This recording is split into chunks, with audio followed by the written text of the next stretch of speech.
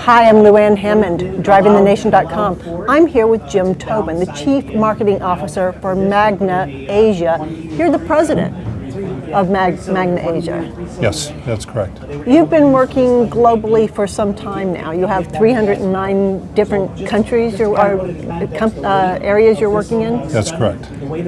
Tell me, Jim, when you first started working with Magna, was it primarily in the United States?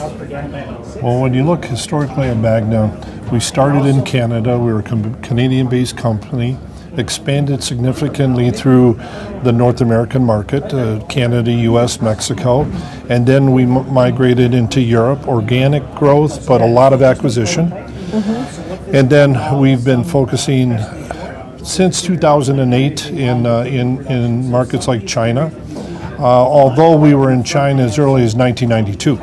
So let me back up a little bit, because if you're Canadian, you had to come down to the United States. You had to bring your product down to the United States, and then you went to Mexico. What were some of the constraints you had going into different countries back then? Well, back then, and even more so today, as you look at some of the subsystems that we supply to the customer, they're very large in nature. So freight cost becomes a big decision maker when we're looking at plant locations. Many of our customers have what they call bullseye concept, where they want us to be within 100 to 150 miles of their assembly plant because of sequencing. Because we'll sequence, as I mentioned, in Nissan Rogue liftgate. We sequence that right into their assembly plant in Smyrna, Tennessee. So we have to be within a 100-mile broadcast window so that we can sequence in. Our seating plants the same way. Sheet metal, very large assemblies. So we want to make sure we're close to our customer to make sure that we support what their needs are. Of course, we always look at considerations with foreign exchange and other things, but in general, we look at that strategically with our customer well before we make a decision on where we're going to build these plants. In order to be a global company, you have to do that, but you also have to look at currency fluctuation. You have to look at how much it costs to get something somewhere, but you also have to look at import duties, don't you? That's correct, and that brings up a good point. When you look at our expansion into places like China and India, much of that is the catalyst for that has been global platforms, where the customer will have a platform where they'll want a common supplier to supply the same material in NAFTA, Asia, and Europe. So we have programs with some of our key customers where we supply the same product in all regions. Mm-hmm. Now, most of the major subassembly is done in that region, but if we look at the analysis on freight costs versus tooling costs to dual tool some of the smaller components, and if you look at some of our latch components, very small in nature, that we'll look at it with our customer and say, where does it make sense to single tool versus dual tool? And single tool and dual tool is in production. Yeah, in production. So you have multiple locations to produce, or you have a single location to ship to multiple customer locations. Right, and that makes the difference, because then you can either ship those small little pieces, and the import, the transportation, not so expensive. The larger ones are very expensive. That's right, that's right. So with NAFTA, we've looked at North American free trade. Yep. South America has Mercosur, the same sort of thing as NAFTA, but Mexico plays with both. Yeah. That's why you do a lot of your production in Mexico? The biggest reason we're in Mexico is our customer dragged us there, or brought us there, or requested that we be there. But that would be because they send a lot of cars down to South America. Not as well. They export. You take a company like Nissan. They are the largest market shareholder in the Mexican market when you look at sales. But then they ship to 100 different countries out of Mexico. Okay, so we supply Nissan in the Aguascalientes plant.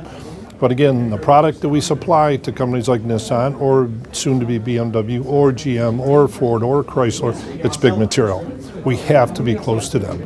Hence why we've set up our stamping or our process plants close to our customer. So as a Canadian plant, did NAFTA help you then? NAFTA provided the auto companies flexibility on where they produce. Right. We typically have to follow where our customer is, okay? In the aftermath of the 2009 financial crisis here in NAFTA, there was 3 million units of capacity taken out of the OEMs. We had the right size in areas of NAFTA, Canada being one of them, okay?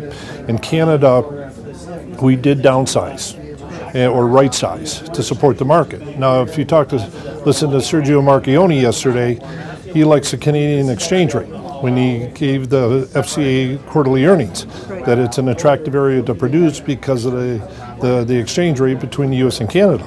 5 years ago, the Canadian dollar was worth more, okay? So we're always looking at, the one thing we wanted to talk to our customers up front, because typically when we get a contract, it'll be 2 to 3 years before we start generating revenue because of the lead times on tooling and assembly equipment. So the one thing we don't want to have at risk is foreign exchange and inflation. So at order placement, we have a lot of discussion on how we're going to manage that, because that's something that's out of our control. Right.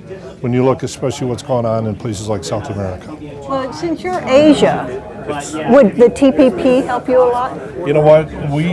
We don't know enough about TPP to say it would help us or hurt us. We'll see. And you hear out of DC that potentially there's some changes that, if it ever went into effect, that the Democrats would even suggest they make before it goes into effect. For us as an auto company, we're watching it. Our government relations people understand it. We don't see the impact to us as of yet. Now, could potentially Japan build vehicles cheaper in Japan and then import them into our market instead of building here? That could negatively impact a supplier like us, because two of our biggest Japanese customers are Nissan and Honda. We supply a lot of product to them. So if TPP allowed them to produce cheaper in Japan and import in, we did produce convertible tops in Japan for a while with Nissan and Infiniti, but we have no manufacturing operations in Japan, mainly engineering and sales support. So it's a complete global strategy that you look at every time there's new legislation. Absolutely, Right. absolutely. Right. And what a lot of the things Ian talked about, we're seeing, especially from a safety aspect, the U.S. and Europe are pretty close to each other, especially when you're looking at emissions, and then we're seeing China catching up quite quickly. So we're looking at it from a global approach. Is that why you have so many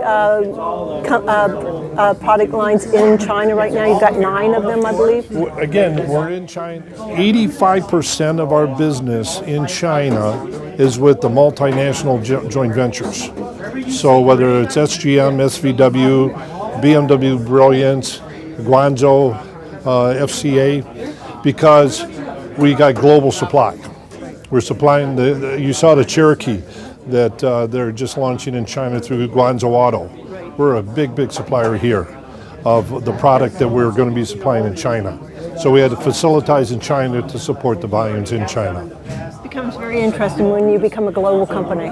For sure. And you know what?